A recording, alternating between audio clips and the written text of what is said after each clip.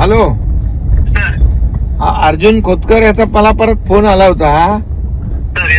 तर ते गणपती मंडळानं काहीतरी तुम्ही मगाशी आपलं बोलणं झालं ना त्याच्यावर.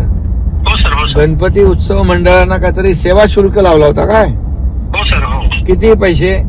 2,500 रुपये लावले होते सर. 2,500 मंडळाला? Yes sir.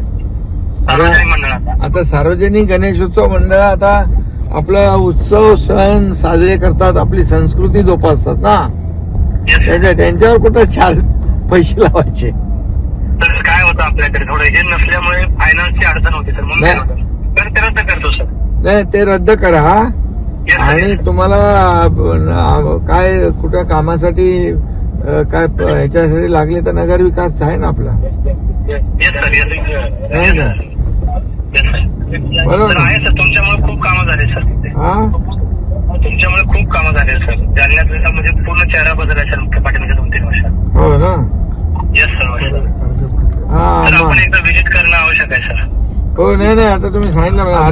नाही, अर्जुन खोतकर, आपला अर्जुन खोतकर सारखं मला फोन करत होते की ते गणेशोत्सव मंडळ बाबा पैसे त्यांना लावू नका.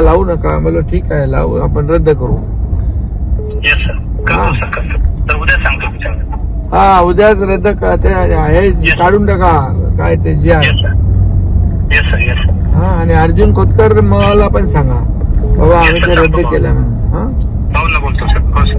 हा, आता मला आता तुमच्याशी बोलणं झाल्यावर परत फोन आला होता की जरा आयुक्तांची जरा परत बोलून घ्या, कन्फर्म करून घ्या.